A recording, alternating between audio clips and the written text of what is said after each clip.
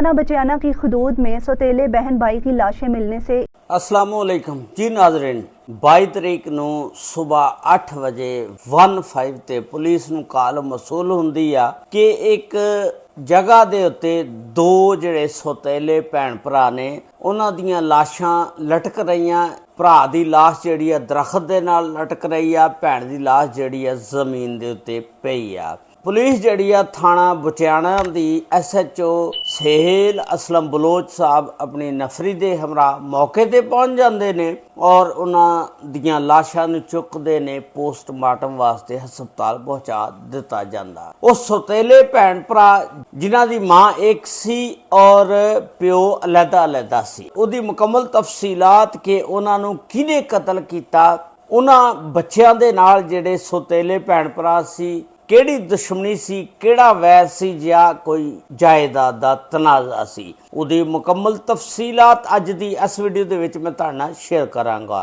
ਇਹ ਵਾਕਿਆ ਜਿਹੜਾ ਤਕਰੀਬਨ 22 ਤਰੀਕ ਨੂੰ ਪੇਸ਼ ਆਇਆ, ਇਹ ਸਵੇਰ 8 ਵਜੇ ਕਾਲ ਜਿਹੜੀ ਆ 15 ਤੇ ਮਸੂਲ ਹੁੰਦੀ ਆ। ਇਹ 566 ਗਾਫੇ ਦਾ ਵਾਕਿਆ ਆ। ਉੱਥੇ ਇੱਕ ਫੈਮਿਲੀ ਰਹਿੰਦੀ ਆ, ਉਸ ਫੈਮਿਲੀ ਦੇ ਸਰਬਰਾਹ ਦਾ ਨਾਮ ਆ ਫਕੀਰ ਮੁਹੰਮਦ। फकीर मुहम्मद की शादी को अज तो 20 साल पहलों एक नुसरत बीबी औरत आ उहदे नाल हो जाती है। अल्लाह तआला ने फकीर मुहम्मद और नुसरत बीबी नूं एक बेटा अता कीता। उस वेले उस बेटे का नाम रखा गया वासिफ मलंगी। इस टाइम उस बेटे की उम्र 18 साल। कुछ टाइम गुजरदा उस तो बाद इन्हां दे दरम्यान को लड़ाई झगड़े चलदे ने। घरेलू तनाज़ात की वजह दे नाल इन्हां दे दरम्यान तलाक हो जाती है। उस तो बाद जिहड़ी नुसरत बीबी आ अपने बच्चे नूं लैंदी आ, वासिफ मलंगी नूं अपने वालदैन दे घर आ जाती आ।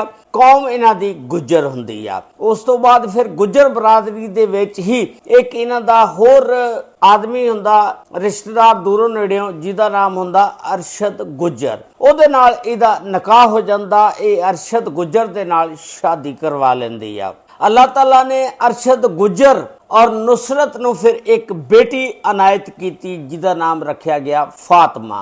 इस टाइम फातिमा की उम्र 13 साल। इस टाइम वासिफ मलंगी और जेड़ी बेटी आ फातिमा, ये दोनों अपनी मां दे कोल नुसरत दे कोल रहिंदे सी।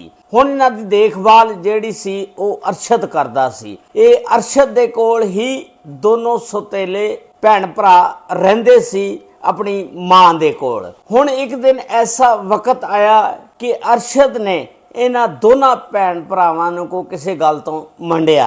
जिस वेले इन्हां नूं डांटिया, ये जिहड़ा ना वासिफ मलंगी ये अपनी भैन फातिमा नूं कहंदा, आपां क्यों ना मेरे प्यो को चलीए फकीर मुहम्मद को, इत्थे साडी कोई इज्जत नहीं हैगी। वासिफ मलंगी की करदा, अपनी भैन फातिमा नूं लैके ते अपने पहले प्यो फकीर मुहम्मद कोल आ जांदा।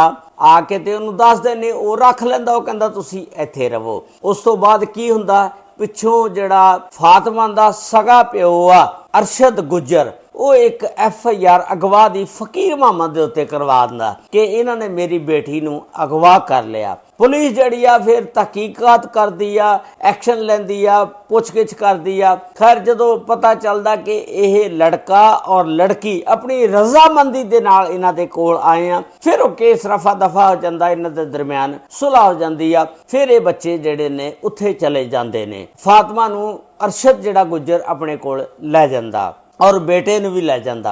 हुण ये 22 तरीक दा वकूआ आ कि इन्हां नूं मार के ते दरखत दे नाल इहदी लाश नूं लटका दिता जांदा, वासिफ मलंगी दी नूं। और जिहड़ी उहदी भैण आ फातिमा जिहदी उम्र 13 साल आ, उस जमीन दे उत्ते खून दे विच लत-पत पई हुंदी आ। उस तो बाद 22 तरीक नूं सुबह 8 वजे 15 ते काल पुलिस नूं मसूल हुंदी आ ते फौरी तौर ते थाना बचियाना दे SHO सहेल असलम बलोच साहब जिहड़े ने अपनी नफरी दे हमरा मौके ते पहुंच जाते ने और उन्हां दियां लाशां नूं वासिफ मलंगी जी दी उम्र 18 साल, फातिमा जी दी उम्र इस टाइम 13 साल, दोनों नूं ਚੁੱਕਿਆ ਜਾਂਦਾ ਔਰ ਹਸਪਤਾਲ ਪਹੁੰਚਾ ਦਿੱਤਾ ਜਾਂਦਾ। ਉਸ ਤੋਂ ਬਾਅਦ ਫਕੀਰ ਮੁਹੰਮਦ ਨੂੰ ਪੁੱਛਿਆ ਜਾਂਦਾ ਕਿ ਹਾਂ ਬਈ ਕੀ ਮਸਲਾ ਬਣਿਆ, ਕੀ ਹੋਇਆ। ਉਹਨੇ ਦੱਸਿਆ ਕਿ ਇਹ ਦੋਨੋਂ ਭੈਣ ਭਰਾ ਆਪਣੀ ਮਾਂ ਕੋ ਨੁਸਰਤ ਬੀਬੀ ਕੋਲ ਹੀ ਰਹਿੰਦੇ ਸੀ, ਉੱਥੇ ਹੀ ਇਹ ਵਕੂਆ ਹੋਇਆ। ਇੱਕ ਦਫਾ ਇਹ ਨਾਰਾਜ਼ ਹੋ ਕੇ ਮੇਰੇ ਕੋਲ ਆ ਗਏ ਸੀ ਤੇ ਫਿਰ ਇਹਨਾਂ ਨੇ ਪਿੱਛੋਂ ਅਗਵਾ ਦਾ ਪਰਚਾ ਕਰਾਤਾ ਸੀ। ਉਸ ਤੋਂ ਬਾਅਦ ਫਿਰ ਸੁਲ੍ਹਾ ਹੋ ਗਈ ਸੀ